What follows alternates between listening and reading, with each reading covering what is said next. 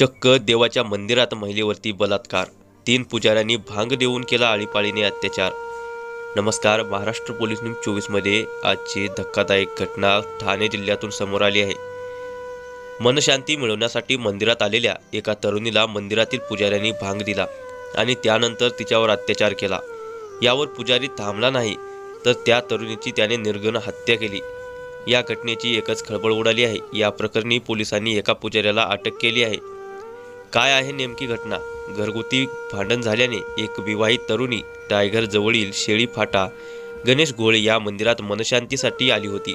मंदिराचे मुख्य पुजारी बालक महाराज उत्तर प्रदेश इथं आपल्या गावी गेल्याने काही दिवस गणेश घोळ यांनी मंदिर सांभाळण्यासाठी श्यामसुंदर शर्मा, संतोष कुमार मिश्रा आणि राजकुमार पांडे या 3 पुजाऱ्यांना गावाहून बोलवून घेतलं होतं। पीडित महिला ही बेलापूर इथं राहणारी आहे। घरात कौटुंबिक वाद सुरू असल्याने ती 6 जुलैला ती शीळफाटा रोडवरच्या गणेश घोळ मंदिरात सकाळी 10 वाजण्याच्या सुमारास आली। दिवसभर ही महिला त्याच मंदिरात बसल्याने मंदिरातील पुजाऱ्यांनी तिला दुपारचे जेवण दिलं। त्यानंतर संध्याकाळचा चहा देताना या चहामध्ये भांग्याची गोळी मिसळून दिली। चहा प्यायल्यानंतर महिलेची शुद्ध हरपली। त्यानंतर रात्रभर ही महिला या मंदिरातच होती।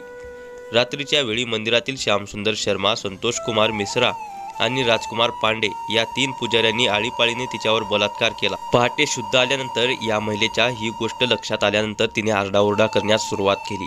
महिला आरडाओरडा करत असल्यानं आपलं बिंग फुटेल या भीतीने पुजाऱ्याने तिला मारहाण करत जमिनीवर आपटलं। यातच त्या महिलेचा जागीच मृत्यू झाला। त्यानंतर महिलेचा मृतदेह त्यांनी मंदिराच्या बाजूला असलेल्या जंगलात फेकून दिला।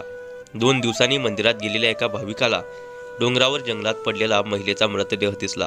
त्याने याची माहिती तात्काळ पोलिसांना दिली। पोलिसांनी घटनास्थळी पोहोचताच तपास सुरू केला। परिसरातील सीसीटीव्ही तपासल्यानंतर पोलिसांना गणेश घोळ मंदिरातील पुजाऱ्याचा संशय आला। पुजाऱ्यांना चौकशी केली असता त्यांनी या घटनेची कबुली दिली। पोलिसांनी संतोष कुमार मिश्रा आणि राजकुमार पांडे या दोघांना अटक केली। मात्र तिसरा आरोपी श्यामसुंदर शर्मा हा तिथून फरार झाला होता। पोलिसांनी आपले सूत्रे हलवत श्यामसुंदर शर्मा याला ट्रॉम्बे इथल्या चित्ता कॅम्प परिसरातून अटक केली। श्यामसुंदर शर्मा, संतोष कुमार मिश्रा आणि राजकुमार पांडे या 3 आरोपींना अटक करण्यात आली। ठाणे, कल्याण, डोंबिवलीसह समस्त ठाणे परिसरातील एक प्रसिद्ध असणाऱ्या गणेश घोळ परिसरातील ही घटना अत्यंत धक्कादायक घडल्याने खळबळ उडाली आहे। मंगळवारी दुपारच्या वेळेस पोलीस स्टेशनमध्ये एका इस्पानी खबर दिली की मंदिरामध्ये एका घोळ मंदिर, गणपतीचं मंदिर आहे, तिथे दर्शनासाठी गेला होता आणि त्याला त्या महिलेची तिथे मृत अवस्थेतली बॉडी दिसून आली।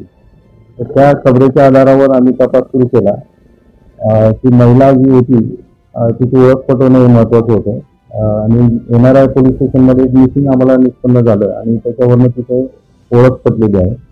त्यानंतर खुनाचा तपास चालू झाला। तांत्रिक तपास आणि गोपनीय माहिती आधार आणि मंदिरामध्ये जे सेवेकरी म्हणून काम करत होते तात्पुरत्या स्वरूपात त्यांच्यावर कॉन्सन्ट्रेशन केलं आणि इंट्रोगेशनमध्ये असं निष्पन्न झालं की त्यांनी तिच्याबरोबर संभोग करून तिचा खून केलेला आहे आणि त्यानंतर मग त्या ठिकाणी आम्ही ताब्यात घेतलं।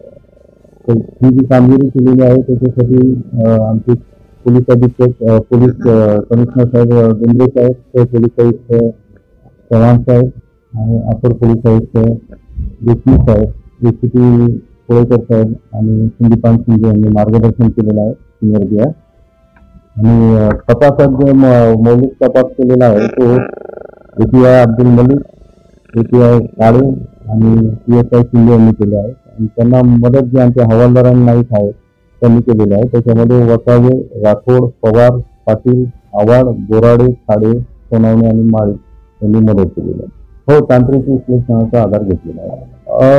अटक केलेल्या आरोपींचं गुन्हेगारी पार्श्वभूमी आजपर्यंत तरी काही निष्पन्न झालेलं नाहीये, पण त्या दृष्टीने आमचा आता तपास सुरू आहे। आमचं आव्हान असं राहील की घरगुती जर वाद असतील तर घराचे जे सिनियर लोक असतील किंवा आपले रिलेटिव्ह असतील त्यांच्या मार्फत ते सेटल करावा किंवा किमान जी काही त्यांची समस्या आहे ती पोलिसांनी स्टेशनला येऊन तिने वेळ दिली असतील तर त्यातनं काहीतरी मार्ग निघाला असता।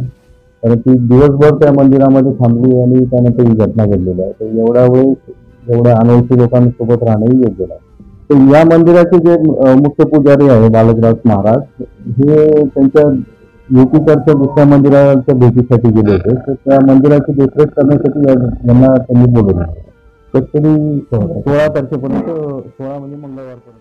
महाराष्ट्र पोलीस न्यूज 24 साठी महाराष्ट्र प्रतिनिधी अतुल सोनकांबळे. अशाच नवीन अपडेटसाठी आता सबस्क्राईब करा महाराष्ट्र पोलीस न्यूज 24 या न्यूज चॅनलला. व्हिडिओ आवडला असेल तर लाईक, शेअर आणि कमेंट करायला विसरू नका. धन्यवाद.